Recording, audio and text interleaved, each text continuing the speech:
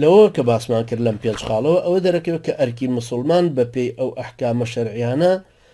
ناشێت مسلمان بە ئەنقەس سەرپێچی لێ بکە، ئەبێ بزانێت کە بەرامبەر حاکمی مسلمان و بەرامبەر ئەو تاغوتانەی کە بە یاسای کوفرین حکمی وڵاتەکان ئەبەن بەڕێوە بریتیە لەوەی کە یەکەم بەشدار نەبوون لە ئیدارە و حکومەتیان و لە شەڕەپاڵ نەکردن لەسەر کورسی دەسەڵاتیان بەرامبەر بۆ حاکمانە کە بەپێی شەرع بوون، بەپێی شەرع نەبوون بە دەسەڵاتدار. یعنی لەو خاڵی یەکەم ئێمە لە ناو خۆمانە نەکەوینە شەڕەپاڵی یەکتری بۆ زەعامەت وەرگرتنەکە، چونکە لە حەدیسەکەی پێغەمبەر عەلەیهی سەڵات وەسەلام هی عوبادەکە جێڕایەوە فەرمووی وألا ننازع الأمر أهله، نەکەوینە شەڕەپاڵ بۆ ئەمیرێتی و بۆ بەرپرسێتیەکە. ئەمە خاڵی یەکەمە، نەکردن و بەشدار نەبوون لە شەڕەپاڵ لەسەر کورسی دەسەڵات. دووەم، شۆڕشیان بەرامبەرەکرێ بۆ لادان و ڕادانیان دوای دەرکەوتنی کوفری زەق و ئاشکرا لێیان ئیلا ئەن تەرەو کوفرەن بەواح. ئێمە کە ئێستا ئەو هەموو بەڵگەیەمان لەبەردەستایە کە ئەم هەموو کە یاسا کوفرینانیان دەرکردووە کە گاڵتەیان بە ئیرادەی خەڵکی و گاڵتەیان بە دینی خوای گەورە دێ و شریعەتی خوای گەوریان خستۆتە لاو ئەنواع وشکاڵ پەیڕۆ و پرۆگرامیان هەناوەتە پێشەوە، بە تەکید گومانمان لەوە نییە کە کافر بوون. سێهەم، ئەبێ بەڵگەی شەرعی ڕۆشن لەسەرەوە هەبێت کە ڕەفتارەکەیان کوفرینە، چونکە پێغەمبەر عەلەیهی سەڵات وسەلام فەرمووی عندەکم من الله فیه برهان. ئەبێ بزانین کە ئەو ڕەفتارە ئەم ئایەت و حەدیسانە گرتوونیەتیەوە، دەلیلمان لەسەر ئەمە هەبێ. وەکو باسیش کرا ئەمە ئیجماعی ئومەتەکەی لەسەرە،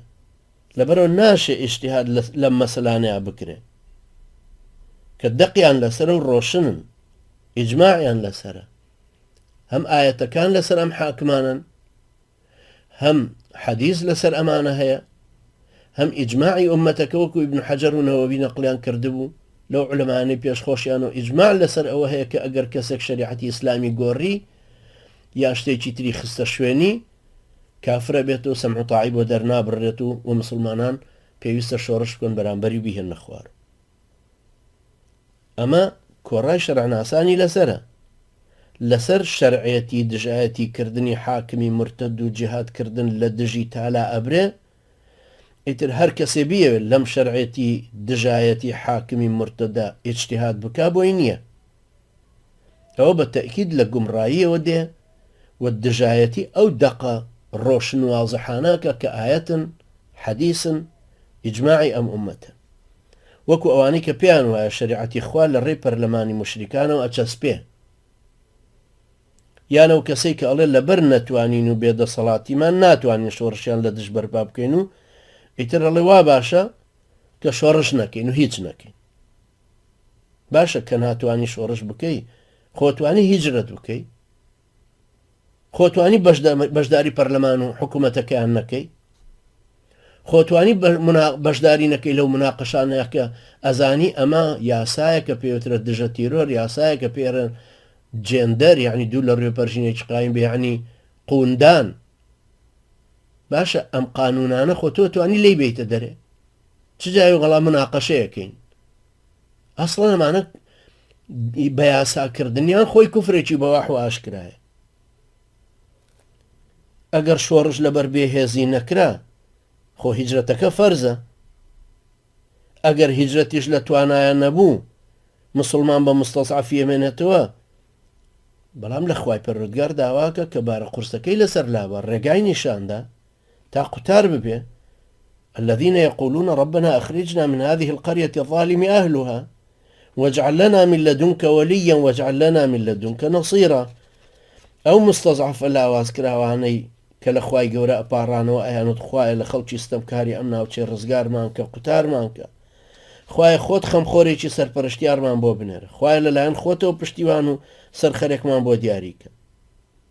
ئەمما لە جیاتی ئەم هەنگاوانە کابرا بڕوا بەشداری پەرلەمانەکەی کردووە،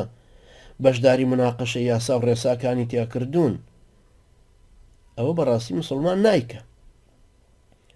بەشدار بوون لەوێ یعنی ڕازی بوون بەو وەزعی کە هەیە،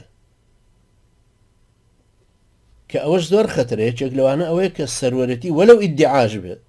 سەروەرەتی و دەسەڵاتی باڵا لە دیموکراسیا و دراوەتە دەستگەل کە درۆژەکەن ئەوەی کە لی بێ ئاگایە گەلەکەیە لە پەرلەمانە و قانونانەی کە دەرەچن پێشتر مەکتەب سیاسی مناقەشەی کردووە لە هەر یەکە لە حیزبی خۆی و لە ناو مەکتەب سیاسی پارتی شەیان هیەکێتی شەتەوە گەڕاوەتەوە لای سەرۆکی حیزبەکە. سەرۆکی حیزبەکە هەمویان ئەم قانونیان جوویوە دوای خستویانەتە دەمی ئەندام پەرلەمانەکان و توانە لەوێ بیتفێنەوە لەوێ بیکەن بە قانون و بیشەرعێنن. کاتێک کە ئەمە دەرەچێ و دوای ئەڵێن وڵا بە زۆرینەی دەنگ شەرعەتی پیا کرد بە زۆرینەی دەنگ قانونی جێندەر چۆنە بچەسبێ یا هەر قانونێکی تر کە مخالف بە شریعەتی خوای پەروەردگار تۆی مسلمانیش لەناو ئەم پەرلەمانەیە تو وەڵاڵی مناقەشەمان لەسەری کرد بەڵام تۆ خۆشە دەزانی بە هەر سێ حیزبە ئیسلامیەکە 16 کەسن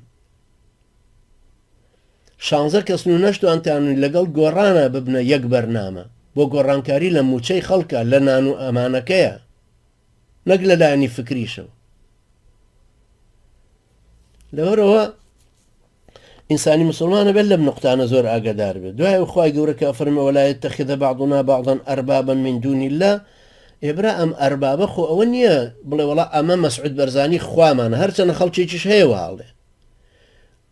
وا دابنێ بڵێ وەڵا ڕیسی پەرلەمان خوامانەیە ئەم ڕیسی حیزبە خوامانە وەڵای تر ئێمە سوژدەی بۆ بین و نوێژەکانمان بۆ ئەوەکەین و ئەم جۆرەشتانەوە خەڵکێکی سەرسەریەیکە. بەڵام ئەمە لە ئیشی عەمەلیە ئەوەیە کە هەر وەکو ئەم ئاەتە هاتە خوارەوە کە وەختی عەدی کوڕی حاتەم بۆ پێغەمبەر عەلەیهی سەڵات وسەلام کە عەرزی کرد ئەی پێغەمبەری خوا خۆ ئەوانە قەشە و مالم و پیاوە دینیەکانی خۆیان لە جێی خوادانە نابوون خۆ عیبادەتیان بۆ نەئەکردن. پێغەمبەری خوا عەلەیهی سەڵات وسەلام فەرمووی مەگەر حەڵاڵیان بۆ حەرام نەئەکردن و حەرامیان بۆ حەڵاڵ نەئەکردن و ئەوانی شوێنیان نەکەوتن قالە بەلا عەرزی کرد بەڵێ وایە.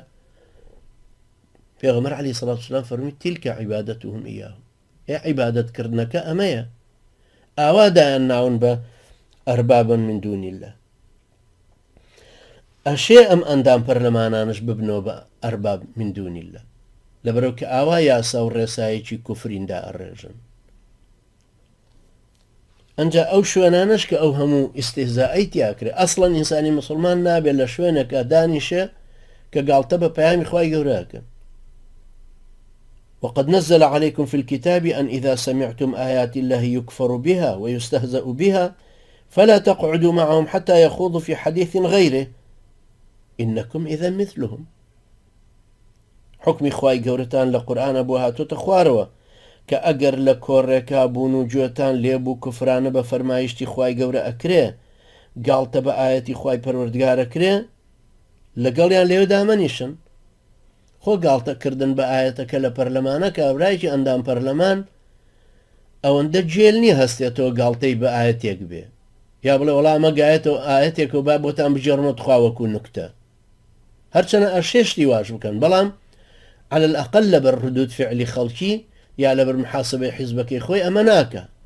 بەڵام بە عەمەلی ئەوەیە کە ئەم ئاەتە برامە هی زمانی کۆنەوە ئەحکامێکی قەدیمە و ئەمە بێ بخرێتە لاوە من برا ئێستا بێ خەڵک چاوکراوە بێ و بێ بزانانی ئەمە مافی خۆیەتی ئەمە قوونەدا یا ئەیکا مافی خۆیەتی ئەمە. بەڵام تۆ بێی لە وڵاتێکی مسلمانە ئەمەی بۆ بکەی بە قانون و دەستی بۆ هەڵببڕی و بەشداربیتیایە بێەوە بزانی کە ئەم قانونە مخالیفانە طبعا ئەمە خەڵکێکەسە زۆر پێی گەورەیە لەبەرەوەی پێچەوانەی دابوو ڕەوشتی کورد و قیەمی کوردیە. بەڵام قانونەکانی تر فەرقیان چییە؟ قانونی زەراعەت فەرقی چییە گەر مخالیفە ئیسلام و لەگەڵ جەندەرە؟ قانونی دژە تیرۆر فەرقی چییە لەگەڵ جەندەرە؟ هەمویان هەر جەندەربازین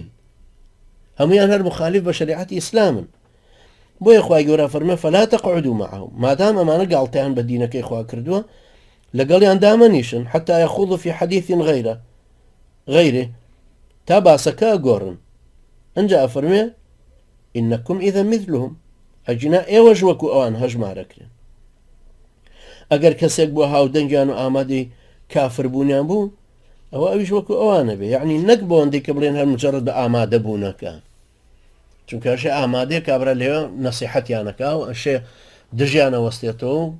بەڵام ڕازی بوون بە ئەحکامەکان کە دەریەکە بۆیە یعنی لەمەش خاڵێکی حساسە، یعنی وا نەزانین ئەوەی کە چۆتە بووە بە ئەندام پەرلەمان پێی کافر بوو، بە خودی چوونە پەرلەمانەکەی کافر نابێت، بە ڕازیبوونی بە بەشداربوونی لە داڕشتنی قانونێکی کوفرینە کافرە بێ.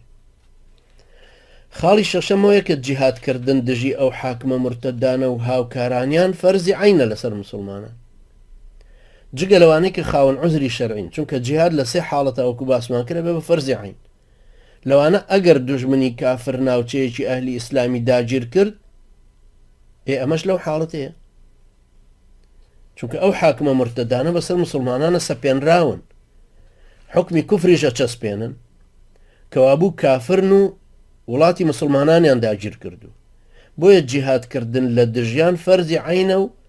لەبەرەوە بووە کە قازی عیازیش فەرموویەتی فەرزە لەسەر مسلمانان شۆڕش دژی حاکمی مرتد بەرپا بکەن. قسەکەی ابن حەجەریش ڕۆشنە کە گشتگیرتریشە کە فەرمووی پوختەی باس ئەوەیە کە بەپێی کۆڕایی ئومەتی ئیسلام بەپێی ئیجماعی زانانی ئومەتەکە لە حکم هێنرێتە خوارە و لا ئەدرێ، اینجا فەرمووی ئەوەش فەرزە لەسەر هەموو مسلمانێک کە بیکاوکە وتمان لە فەتح الباریە لە مجەلەدی 13 هەمە باسی کرد. ئەوە شەمانە واتای فەرمودەکەی عوبادەی کوڕی سامت خوا لێ ڕازی. زانینی ئەم حکمە شەرعیە کە جیهاد لە دژی ئەو حاکمە مرتەدانە فەرزی عینە، ئەم زانینە خۆی لەو فەرزانەیە کە ئەبێ لە ناو خەڵکیا بڵاو بێت و بۆی هەموو مسلمانە بزانێت کە خوای گەورە فەرمانی پێداوە، بە تایبەت کە ئەبێ ئەوەش بزانێ کە دەبێ دژی ئەو حاکمە مرتەدانە شۆڕش بکە. ئەو تاغوتانە ئەم حکمە ئەزانن، بۆیە دەیان پەردەی جەهل و نەزانینیان بە دەوریا داهێناوە، بە پەردەدایان پۆشیوە لەولا و دەیان بربەست و ڕێگریان خستۆتە نێوان ئەو داعیانی شارەزای ئەم حکمە شەرعیان تا تێکەڵاو بە خەڵکەکە نەبن و ئەو میلەتە ئاگدار نەکەن و ئەم زانیاریان لە ناو خەڵکا بڵاو نەکەنەوە، بۆ ئەوی لەلایەکەوە ئاسان بتوانن لە داعیە ڕەسەنەکان بن و ڕیشەکەشیان بکەن بۆی عوام و مسلمانان تێبگەێنن کە ئەمە دژ بە دەسەڵاتەکەن و دژ بە شەرعێتین، بۆی خەڵکەکە لە سەریان نەکەنەوە. لەلایەکی تریشەوە ناهێڵن عوام و خەڵکە گشتێکە ئەم زانیاریانیان پێ بکەن، نەوەکە هۆشیاریەک پەیدا بکەن، هۆشیارێکی ئیمانی و عەقائیدی بیر لە گۆڕانیان بکەنەوە، بتوانکەوە شۆڕشێکیا ببنە وزەی شۆڕشێک بەرامبەریان. لە کاتێکە هەموو مسلمانێک پێویستە شارەزای ئەم دید و هەڵوێستە شەرعیانە ببێ و بزانێ کە حکومەکەی خوای گەورە مادام ئەم مسلمانە ئەم حکومە ئیگرێتەوە، تەنانەت مسلمانە فاسقەکانیش کە هەندێک گوناحی گەوریان کردو و تێوە گلاون لە ناویە هەر لەسەریان فەرزە، چونکە گوناحکارێتیان فەرزێتی حکمە شەرعەکەیان لەسەر ئەوانیش لا نابە. ئەوە دوایتر ڕوونیەکەینەوە کە ئەگەر کابرا فاسقیش بوو ئەحکامە شەرعەکانی هەر لەسەرە، هەروەکو چۆن کە شەراب بخواتەوە کابرا فاسق بووە پێی، بەڵام خۆنوێشەکانی هەر لەسەرە. کابرا شەراب بخواتەوە بەڵام خۆ فەرزی عینی جیهادەکەی هەر لەسەرە کە بێ حاکمی کافری مرتەدلا بە حاکمێکی ئیمانداری مسلمانی بخاتە شوێن. ئەرکی سەرشانی داعیە ڕەسەنە هوشیارەکان ئەوەیە کە ئەو پەردانە لابن کە ئەم تاغوتانە دروستیان کردو، ئەو بربەستانە ڕادن کە خراونەتە سەریان کە نەهێڵن بگەنە خەڵکی، تا ئەو حکمە شەرعیانە لە لای خەڵکەکە ڕۆشن بێ. ئەرکی سەرشانی یەکیەکی کۆمەڵ بە کۆمەڵی خەڵکی مسلمان لەم حکمە شەرعیە ئەوەیە کە ئەبێ ئەو خەڵکە هەمووی لێی ئاگادار بکرێتەوە، یعنی کابرای کۆمەڵی ئیسلامی یا حیزبی ئیسلامی مەفروزە هەم خۆی وەکو منهج ئەم شتانە ڕوون بکات و هەم بۆ ئەندامانی خۆی ڕوون کردوێتەوە کە حکم بغیری ما ئەنزەل الله کە چۆنەوە. ئەم دەسەڵاتدارە تاغوتی ئێستا بەسەر کوردستانەوەی حکمێکی تاغوتیە و پێویستیشە بە شۆڕشکردن بهێنرێنە خوارە و لا ببرێن. ئەمە پێویستە نەک هەر بۆ ئەندامی حیزبەکانی خۆی باسکە، ئەبێ ئەندام حیزبەکەی خۆی بکە بە کادر بۆ ڕۆشنکردنەوەی فکری خەڵکەکە و ڕۆشنبیرکردنیان و هۆشیارکردنەوەیان لەوەی کە چۆن ئەبێ ببن بە وزەی شۆڕشێکی وا کە بتوانە شریعەتی ئیسلام بهێنێتە پێشەوە حاکمێکی دادپەروەری ئیماندار بخاتە شوێنی ئەم حاکمە مرتەدانە. ئەمە ئەبێ مسلمانەکان بەمەهەستن، ئەو داعیانە بەمەهەستن کە منهەجەکەیان واضحە، نەک خۆی کابرا کەوتوێتە ئەم دید لێڵیەوە. ئاوا زەمینەیەکی هۆشیاری عەقایدی جیهادی لەناو خەڵکا بڵاو بێتەوە، ئاوا جارێکی تر جیهادەکە ئەبێتەوە بە سیما و مۆرکی ئومەتی ئیسلامی، بۆ ئەوەی هەر نخبە پەروەردەکراوەکە بەتەنان نەکەوێتە ژێر تین و فشاری دوژمنان و هەموو ڕێژە گورزی بەرکەوێت. تۆ لە ماندوو بووی لە پەروەردەکردنی داعیەکی جیهادیە کەسێکی باشە دەدانە ساڵە پێوەی مەشغوڵی تاغوتی هەروە بە ئاسانەی گرێ و بە قانونی دژە تیرۆرێک و 15 ساڵ حکمێدا لە ژوورە کەلێنێکی گەورە بەجێ دێڵێ. بەڵام ئەگەر ئەمە لە جاتی ئەوەی کە ببێ بە ئەرکی سەرشانی نوخبە ڕۆشنبیریە جیهادیەکە پێویستە ببێ بە دید و تێڕوانینی خەڵکە عەوامەکەش کە هەیە ئەو خەڵکە عەوامەش پێویستەوە بزانێ چۆن ئێستا خەڵکی لەم کات و بار و زروفەیە خەڵکەکە لولیانەدەن بۆ مەسەلەی موچە لەبەرەوە یەکسەر زەرەری بە ژیانیان گەیاندوو و بێموچەی وای لێکردوون فەقیر ببن هەرچەندە زۆرینە کە حیزبیەکان و یا حیزبەکان یارمەتیانەدەن لە ژێرەوە وانین بەڵام چۆن ئێستا قەزیەی موچە بووە بە قەزەیەکی ژیان و ڕۆژانە لەسەری ئەدوێن پێویستە قەزەی جیهادەکە وای لێبێ قەزەی دینەکە وای لێبێ شەریعەتی ئیسلام و سەروەرەتی یاسای شەرع ئاوای لێبێ پێویستە ئەم قەزەی ئاوای لێبێ کە ڕادان و لادانی ئەم تاغوتانە بە غەیری ئەم جیهادە بە غەیری ئەم دید و عەقیدە ئیمانیە جیهادیە لا ناچێ و پێویستیشە ئومەتە عەقائیدیەکە ئەمە بزانێ پێویستیشە ئەوە بزانێت کە ئەم نوخبە عەقائیدیە جیهادیە نابێ بهێڵێ زەختەکە هەمووی بکەوتە سەر خۆی بێ بکەوتە سەر ئەو شەعبە ئەو خەڵکەش بۆی ببێ بە کارێکی ڕۆژانە کە وەزیفەکەی ئەوەیە کە شەریعەتی خوای پەروەردگار بهێنێتەوە ئەگەر ئاوای لێهات ئەو کاتە کورسی حاکمی مرتەدە لەقێ سەرنجام تەخت و تاراج بەسەر خۆیان ئەڕوخێتەوە خۆی و حاشیە و پەیوەند و ئاڵقە لە جۆکانی لە بزاوتی ئومەتە مەحرومەکە ئەو کاتە ئەترسن کە ئومەتێکی عەقائیدی و مساومەی لەسەر ناکە ئەمە دوای ئەوە بێت کە ئومەت لە کافربوونیان دڵنیابێ بزانێت چەندیان تاوان و خراپەکاری دەرهەق ئومەت و دینەکەی کردووە اینجا ئەخرێنە کەنار و شار بە دەرەکرێن و مەحرومانە فڕێدرێنە زبڵدانی مێژووە ئەمەش حەقە خوای گەورە فەرمێوە ئەخریجوهم من حەیث ئەخرەجووکم لە شارێوەش وە دەریانیان هەروەکو کە ئەوان لە شار دەریان پەڕاندوون هەر خوای گەورە بە پێغەمبەرەکەی صلی الله عليه وسلم لە حەدیثە قودسیەکەیە کە مسلم لە عیاضی کوڕی حمارەوە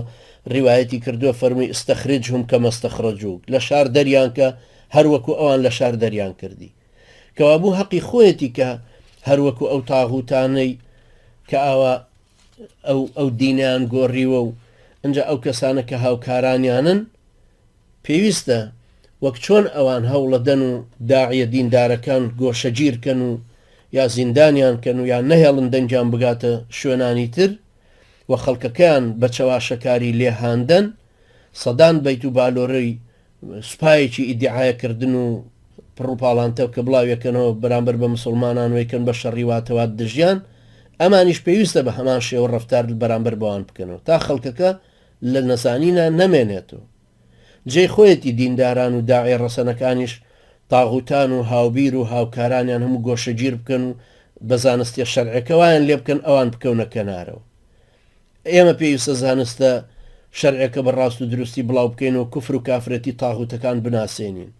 فەرزەتی جیهادەکە بۆ خەڵکەکە ڕوون بکەینەوە کە بڵین لە دژیان پێویستە ڕاپەڕین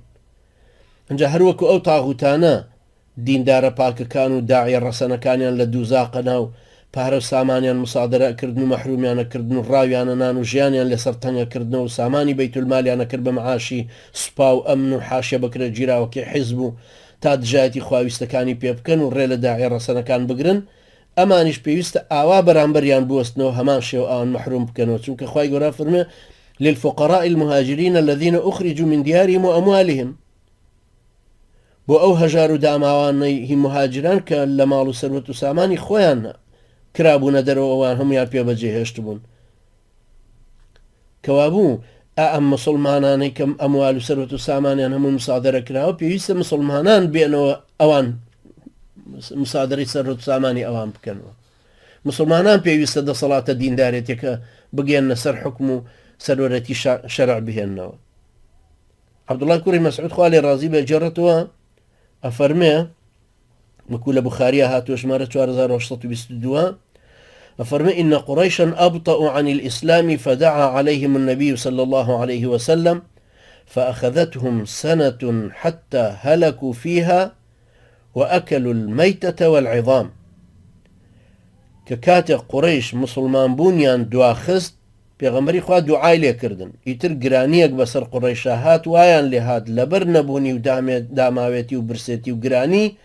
ئێسقان و لاکە تۆپیویانە خوار. لە ڕیوایەتێکی ترا فەرمێ کە هەموو لایەکیان لە پێغەمبەری خوا صلی الله عليه وسلم تەنی و لێ یاخی بوون، تینیان بۆ هێنا دوعای لێکردن فەرمووی خوایە یارمەتی دەرم بە لەسەریان بە 7 ساڵ گرانی وەکو 7 ساڵەکە یوسف کە بەسەر میسر هاتوو. ئیتر ئاوە کەوتن ئەو گرانی و کە پێغەمبەر عەلەیهی سەڵات وسەلام دوعای لێکردن. کەوابوو لە ئێستا ئینسانی مسلمان بزانێت کە ئەم حکمی ئەم مرتەدانە چییە و حکومەتەکەیان حرامە مسلمان باج بداتە حکمی مرتەدەکان، حرامە لە گومرجیان بێ گومرجیان بداتێ مەگەر ناچار بوو بێت ڕێیتری دەرباز بوونی نەبوو بێ. خوای گەورە فەرمێ وەلا تەعاونوا عەلى الئیثم والعدوان، لەسەر تاوان و دەستدرێژی یارمەتی یەکتری مەدەن. ئەفەرمێ وەلا تؤتوا السفهاء ئەموالەکم، سامانی خۆتان مەدەنە گەلۆر و ئەو گەل حۆیانە کە شەوانی پێ بڕازێنەوە لەسەر خەمر و شەراب و زینا و فاحیشە و خراپەکاری. پێویستە مسلمانەوە بزانێت کە ئەو حکومەتانە شەرعی نین، تاغوتین، یاساکانیان شەرعیەتیان نییە. مسلمان پابەند ناکەن بە حکمیانەوە، هەموو بڕیارێکیان ڕەفزە. پێغەمبەری خوا عەلەیهی سەڵات وسەلام فەرموو من عەمیل عەمەلەن لەیسە عەلەیهی ئەمرنا فەهوە ڕەد، هەر کەسێ ڕەفتارێک گفتارێک یان کردارێکی داهێنابێت و بیخاتە ئەم دینەوە کە نەیگرتوێتەوە ئەوە ڕەفز کراوەیە، ڕەت کراوەیە. و ئەوەشمان پێشتر باس کرد کە ئەم ڕیوایەتە کە عایشە ڕەزای خوای لێبێ جێڕاوێتی و بوخاری هەروەها مسلم ڕیوایەتیان کردووە. دیسان لەسەر مسلمان پێویستە هەوڵ بدەن بە زۆر و بەهێز دەست بەسەر سامانی کافرانە بگرن کە ئەبێتە غەنیمەت. ئەگەر بە فێڵ و شێوازی هاوشێوەی تر بوو ئەبێ بە فەی، ئەوەش هەر جائیزە. هەروەکو کە پێغەمبەری خوا صلی الله عليه وسلم هەوڵیدا دەست بگرێ بەسەر کاروانەکەی قوڕەیشە تا مسلمانان سوودی لێوەربگرن، بەڵام دەستیان لێ گیر نەبوو، غەزای بەدر هاتە ڕێ. چکە مسلمانانیش ئەوانێکی هیجرەتیان کردبوو هەموو سەرۆت و سامانەکەیان کەوتو بۆ بەردەستی قوڕەیش و پێغەمبەریش عەلەیهی سەڵات وسەلام بەڕاست و ڕەوای زانی کە کاروانەکەی ئەوانیش بکەوێتە بەردەستی مسلمانان وەکو قەرەبووکردنەوەی ئەو هەموو سەرۆت و سامانەی کە کەوتو بە بەردەستی ئەوان کە لە مەکە زەوتیان کردبوو کە بە پێی قانونی ئەنتی تیرۆر مسادەرەیان کردو. بە شێوەیەکی گشتی پێویستە مەسەلەی جیهاد لە ڕەفتاری کۆمەڵێکی نوخبەییەوە بڕوا بەرەو چێشێکی زۆرتر بڕوا ببێ بە قەزیەی میلەتەکە، چونکە مانەوەی وەکو سیما و سیفەتی کۆمەڵێکی نوخبەیی ئەو گۆڕانکاریە ئومێدە ناهێنێتە دی، چونکە لەگەڵ ئەو ڕێسا قورئانیە سەرەکیە گۆڕانکاریە کە پڕاوپڕ نایەتەوە کە خوای گەورە فەرمێ ئین الله لا یغەیڕ ما بقوم حتى یغەیڕوا ما بأنفسهم. خوای گەورە ناپەسەندیەکانی ناو قەومێک ناگۆڕێت تا خۆیان لە ناو خۆیانە نەیگۆڕن. یعنی کاڵێن لە ناو خۆیانە لە ناو نوخبەکە نییە، لە ناو عەوامەکەشە هەیە. ئەنجا ئەمە مانای ئەوە نییە کە ئەبێ سەرجەمی میلەتەکە هەر هەمووی جیهادەکە ممارەسە بکەن، بەڵکو ئەبێ بێ بە کێشەیەکی دەستە جەمعی، ڕێژەیەکی وا ئەم دید و هەڵوێستە بگرنە بەر کە توانایان بەسەر گۆڕانکاریەکەیە هەبێ. ئەجنا خۆ خەڵکە هەمووی هەر لەو نە لە دینەکە ئاواتەیەگە، نە لەم دید و تێڕوانین و لەم ڕەسە عەقایدیانە تێگە. مهم ئەوەیە کۆمەڵە خەڵکێک کە نوخبەیە و ڕۆشنبیرە و ئەم دید و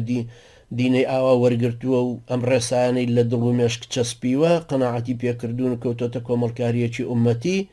بتوانێت خەڵکانێکی زۆریش لەو میلەتە ڕۆشنبیر بکاتەوە زەمینەیەکی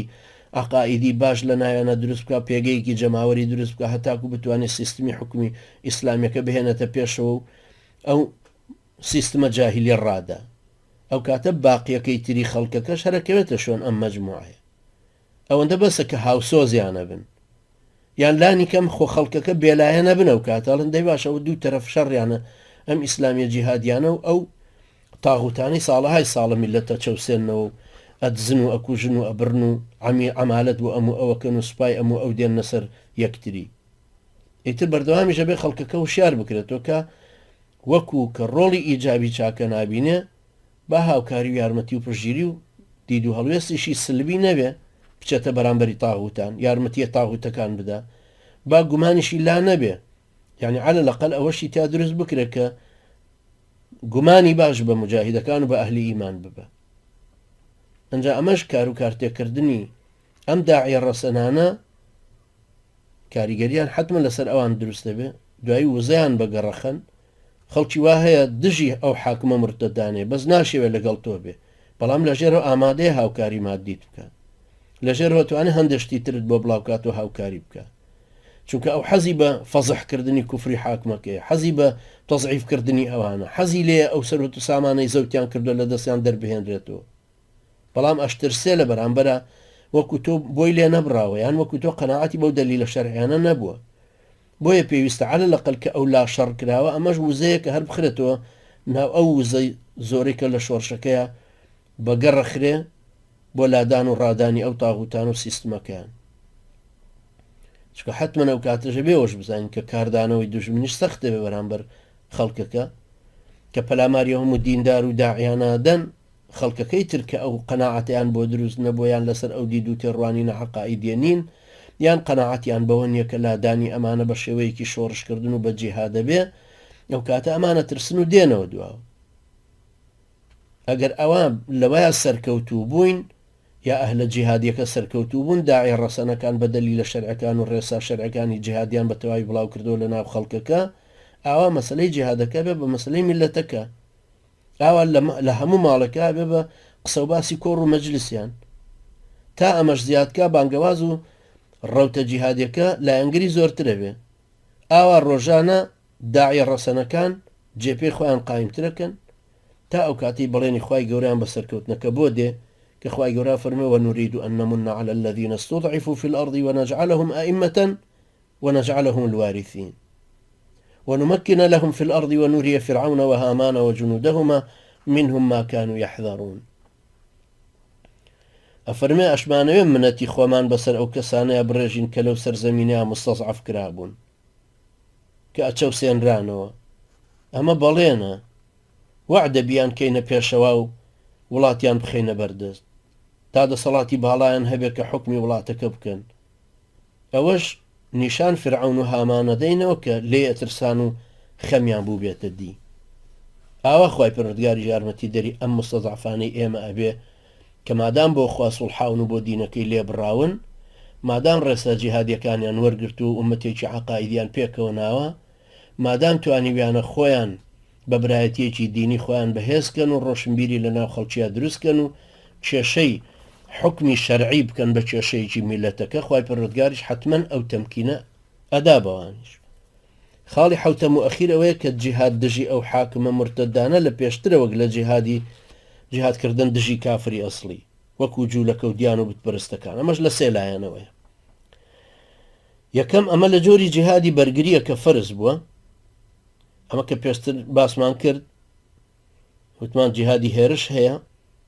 و جیهادی بەرگری هەیە جیهادی هێرش ئەوەیە کە ئێمە چوینەتە خاکی دوژمنان و شەڕەکە لەوەیە جیهادی بەرگریش ئەوەیە کە ئەوان هاتوون وڵاتی ئێمان داگیر کردو و لەسەر ئێمە فەرز بە ڕەتیان کەینەوە ئەم حاکمە مرتەدانش کە دوژمنن دەسەڵاتی وڵاتی مسلمانانیان گرتۆتە دەست ئەمە ئەحکامیانە ابن تەیمیە ڕەحمەتی خوای لێبێ فەرمێ لە اختیاراتی فقی لە لاپەڕە 309 ئەفەرمێ جەنگ لە جیهادی بەرگریدا کە لە سەختترین ڕوبەڕووبوونەوەی هێرش هێنانە کە دژواری زیاتر لەسەر دین و ژین دروستەکەن لە هەمووان فەرسترە و لە پێشترە ئەمە کۆڕا ئیجماعی ئومەتی لەسرە ئەنجا فەرمێ ئەو دوژمنەی هێرشە هێنێتە سەر مسلمانان و دین و ژینیانە شێوێنێ هیچ شتێک لە دوای شایەتمان هێنان وەکو جیهاد لە دژی ئەوانە فەرز نابێ لە هەموو فەرزێکی دوای باوەڕهێنان فەرسترە تەنانەت هیچ مەرجێکی جیهادکردنی بۆ نامێنێ یعنی لەو نوع مەرجەی کە پێویستە لە مجاهیدا بێ لە مسلمانێکا ببێ یا لە کەسێکا ببێ بۆ ئەوەی جیهادی لەسەر فەرز ببێ فەرزی کیفایە یان لە 5 فەرزیان فەرزی عینە ئەو مەرجانە هیچی نامێنن لە کاتێکا کە دوژمنەکە هاتۆتە سەر و دین و دنیای مسلمانانی تێکدا ئەنجا فەرمێ بەڵکو بە پێی توانە ئەو دوژمنانە ئەوەستێنرێن و ڕائەنرێن یعنی ڕادان و لادان و ڕادانی ئەم تاغوتانی کە بەسەر حکمن کە دەسەڵاتدارن کە دین و دنیای مسلمانانیان هەموو تێکداوە فەرزە لەسەر شانی هەموو ئەو خەڵکە ئەگەر دوژمن هاتە سەر وڵاتی مسلمانان جیهاد دەبێتە فەرزی عین ئەمەمان پێشتر باس کردبوو دووەم لەبەرەوەی ئەمانە مرتدن ئەمەشمان هەڕوون کردەوە کە چۆن ئەمانە مرتدن چۆن کەوابوو جیهاد دژی مرتدان لە پێشترە وەک لە جیهاد لە دژی کافری ئەسڵی سێهەم لەبەرەوەی ئەمانە نزیکە دەستی مسلمانان و لە ناویانان و دژواری و فیتنیان کاریگەرترە وەک لە دژمنی دوورە دەستی و دەرەکی خی گەورەژە فەرمی والذین آمنوا قاتلوا الذین یلونکم من الكفار وليجدوا فيكم غلظة ئەی ئەو کەسانی باوەڕتان هێناوە جەنگ و جیهاد دژی ئەو کافرانە بکەن کە لێتانەوە نزیکن با توند و تیژیشتان لێ ببینن ئەمەشمان کە پێشتر هەرباس کرد کەوابوو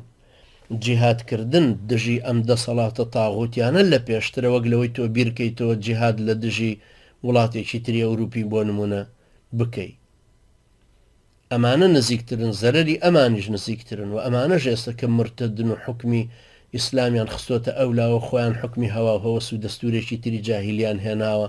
کە بە زۆر بەسەر خەڵکیانە چەسپاندووە ئەمە پێویستە ڕۆشن بێ لە بەرچاوی مسلمانان هیوادارم ئەم بەڵگە شەرعیانە زیاتر بتوانین قسەیان لەسەر بکەین زیاتر شەرح بکرێن زیاتر بڵاو بکرێنەوە زیاتر ئەم نخبە دیندارە ڕەسەنە ئەم داعیە ڕەسەنانە زیاتر لەسەری پەروەردە بن و بتوانن بڵاوی بکەنەوە هەتاکووە بێ بە قەزەی میلەتەکە و بشزانین کە کێشەی گەورە کێشەی ئەو موچەیە نییە بەڵێ ڕاستە خەڵک هاواری لێ هەستاوە بۆ موچەکە بەڵام ئەمە هاواری بەن و ئیسرائیلیەکانە لیفومی هاوە عەدەسی هاوە بەسەلیها کێشەی سەرەکیەکە ئەوەیە بەل ئەنتم قەوم تەجهەلون ئێوە کە ئێستا جۆرەکەکەی بەنی ئیسرائیلیان بۆ هێناون و ئەی پەرستن ئەمە کێشەکەیە کە ئێوە لە وەحدانەتی خوای گەورە دوورکەوتونەتەوە ئەبێ گەڕێنەوە سەر تەوحیدەکە و سەر ئیستیخلافی ئەم شریعەتی خوای پەروەردگارە خوای گەورە ئێمەش و ئێوەش هۆشیارترکە ڕۆشنبیرمانکە زیاتر فێرمانکە زانستی شەرعیمان فێرکە دەلیل لە شەرعەکانمان لا بەقووەتکە خی گەورە بە نووری خۆی بەرچاومان ڕۆشنکە هیدایەتمان بدا سینەمان فراوان کە برایەتی دینیمان لە ناوە بەقووەترکە خی گەورە یارمەتی دەرمان بێ لە گەیاندنی ئەم بەلاغەیە لە ڕوونکردنەوەی ئەم دینەیە لە گەیاندنی ئەم بانگەوازەیە لە شاهیدیدانە لەسەر خەڵکی لیتەکون و شوهەدا عەلە الناس خی گەورە یارمەتی دەرمان بێ بۆ بەهێزکردنی برایەتی دینیمان و بەگەڕخستنی ئەو وزەورانەی کە لەم منهجەکۆ ئەبنەوە خی گەورە یارمەتی دەرمان بێ بۆ ئیعداد و بۆ جیهاد و أقول قولي هذا واستغفر الله لي ولكم وجزاكم الله خيرا والسلام عليكم ورحمة الله وبركاته